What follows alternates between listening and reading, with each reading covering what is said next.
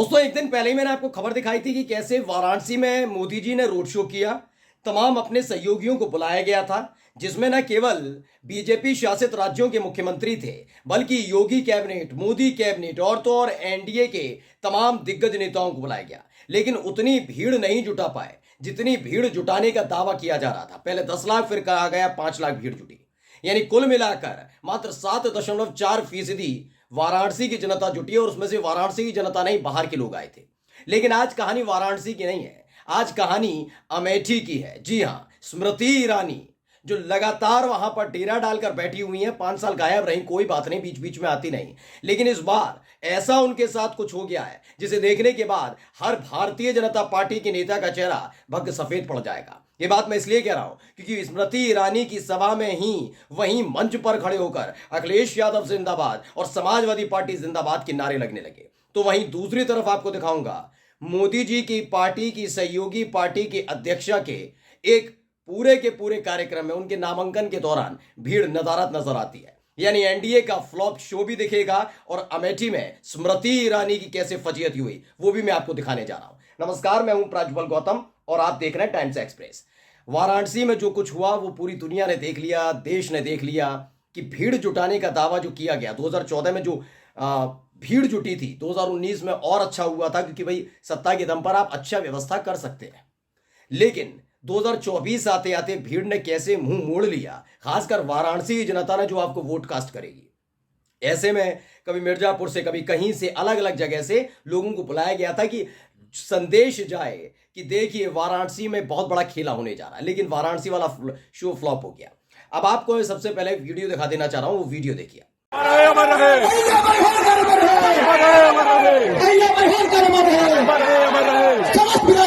निवेदन है, हाथ जोड़ के हाथ के अभिनंदन बंद रहे आप लोगों पे। यहाँ पर हमारे समाज ने किसी पार्टी में कुछ नहीं दिया है। समाज आज पार्टी से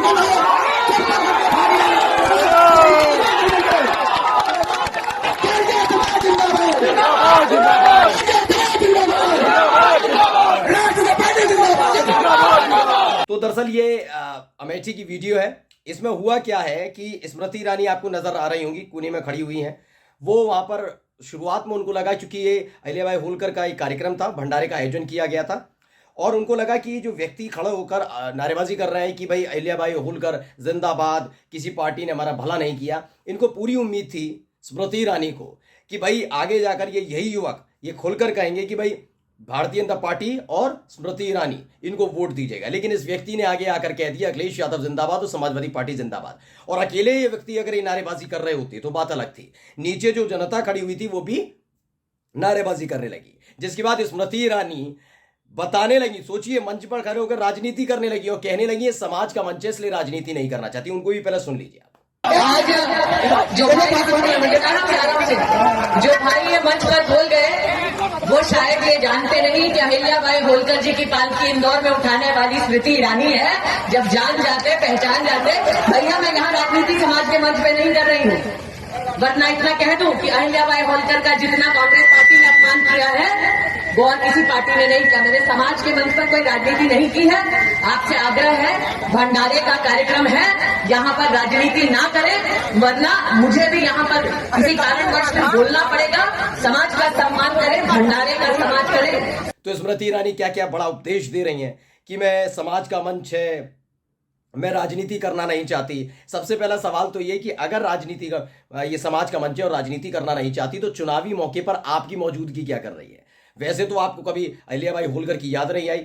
मैं जानना चाहता हूं 2019 से 2024 तक इन 5 सालों में स्मृति ईरानी ने अमेठी के अंदर स्मृति अहिल्याबाई होलकर जी के लिए सम्मान में किए गए ऐसे भंडारे आयोजन में कितनी बार शिरकत की।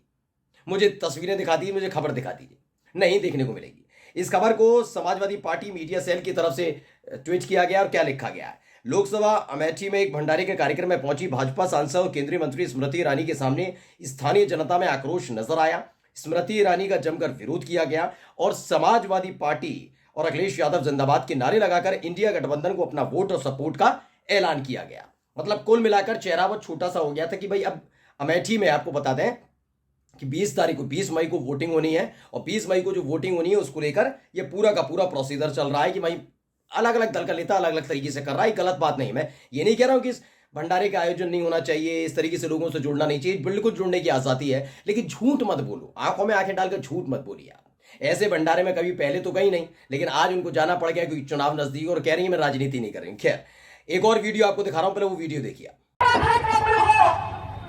गंगा नदी पर 1700 नल से प्राप्त 340 करोड़ का रामपुर घाट का पुल हो, ये सारे पुलों की या सिंघाना घाट हो, हर जगह जिसके कारण हमारा जनपद इन 10 वर्षों में सुगम बना है। तो देखिए कितना दिलकश नजारा है।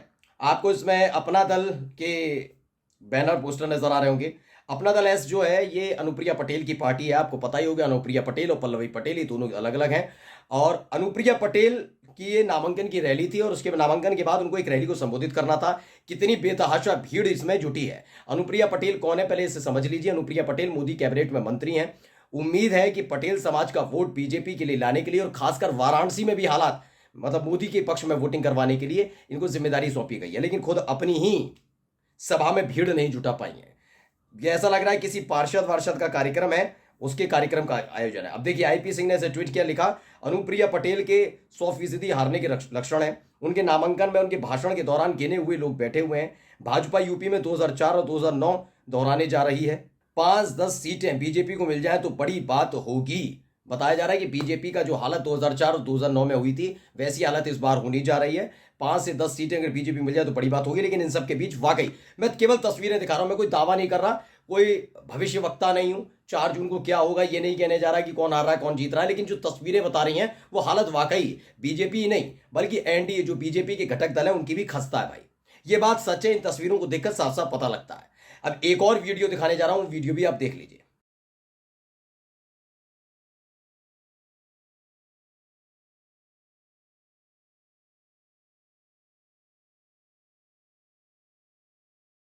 मैं और मेरा चैनल इस बात का दावा नहीं करता ये वीडियो कहां का है, कैसा है, क्यों, लेकिन इसमें जो शख्स नजर आ रहे हैं वो वाकई मोहन यादव है।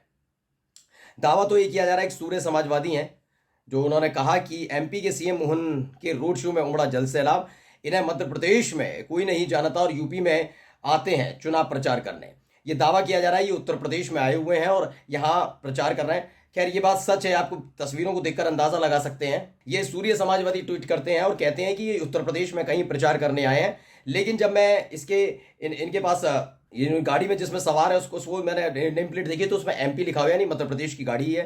तो हो सकता है मध्य प्रदेश की हो सकता है उत्तर प्रदेश के किसी इलाके की हो, कहीं की भी हो सकती है। इसका दावा मैं और मेरा चैनल नहीं करता कि ये वीडियो कहाँ की है, लेकिन भीड़ देखिएगा। हो क्या रहा, मैं लगातार आपको बता रहा हूं। मोहन यादव मध्य प्रदेश के मुख्यमंत्री वो फूल फेंक रहे हैं, खाली सड़क पर फूल फेंक रहे हैं, कोई देखने सुनने वाला मतलब सोचिए दुकान से लोग दुकानदार तक बाहर निकल कर नहीं आना चाहते हैं। ये हालत है इनकी मोहन यादव की। अभी एकनाथ शिंदे का दिखा दिया, बड़ी बड़ी बातें कर रहे हैं, जन सैलाब उमड़ रहा है। इतना भूल गए कि जो जिस कैमरे के फ्रेम में वो आ रहे हैं आगे लोग दिख ही नहीं रहे। इधर चलिए आगे ना दिखे, इधर उधर भी लोग, व्हाइट फ्रेम है ना तो उसमें भी लोग नहीं दिख रहे। एकनाथ शिंदे इतना भूल गए और कह रहे हैं जन सैलाब उमड़ रहा है। यानी न केवल बीजेपी बल्कि एनडीए के हर साथी की हालत यही हो रखी है। स्मृति ईरानी के मंच पर खड़े होकर अखिलेश यादव समाजवादी पार्टी जिंदाबाद के नारे लगने लग जाते हैं। दूसरी तरफ अनुप्रिया पटेल जो एनडीए की साथी हैं वो नामांकन के बाद अपने ही समाज के लोगों को संबोधित करने आती हैं। लोग भाग जाते हैं, आते ही नहीं है, भाग क्या जाते हैं, आते ही नहीं है, कुर्सियां खाली पड़ी रहती हैं। मोहन यादव जैसा दावा किया गया, मैं अभी भी कह रहा हूं ये दावा किया जा रहा है, मुझे नहीं मालूम कब की वीडियो कब की नहीं है। सूर्य समाजवादी ने ट्वीट किया तो मैंने आपको वीडियो दिखाई है।